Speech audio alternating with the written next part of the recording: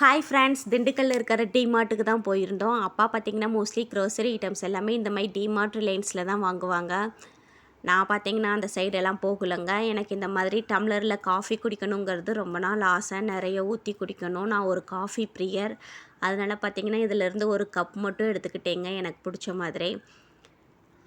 Class items எல்லாமே பார்க்குறக்கு அவ்வளோ அழகாக இருந்துச்சு. வாங்கலாம் போல தான் இருந்துச்சு. ஆனால் பசங்கள்லாம் பார்த்திங்கன்னா உடச்சிருவாங்க. பெருசானதுக்கப்புறம் வாங்கிக்கலான்னு எதுவும் வாங்கலை. அந்த டம்ளர் பார்த்திங்கன்னா 49 தான். இது பார்த்திங்கன்னா 25. மார்னிங் ஜூஸ்லாம் குடிக்கிறதுக்கு சூப்பராக இருக்குங்க. கண்டெய்னர்ஸ் எல்லாமே அழகாக இருந்துச்சு. பார்க்குறக்கே அட்ராக்டிவாக 19லேருந்து ஸ்டார்ட் ஆகுது ப்ரைஸஸ்ஸு. பவுல் எல்லாம் பார்த்திங்கன்னா 29, 39 அப்படி தான் இருந்துச்சு.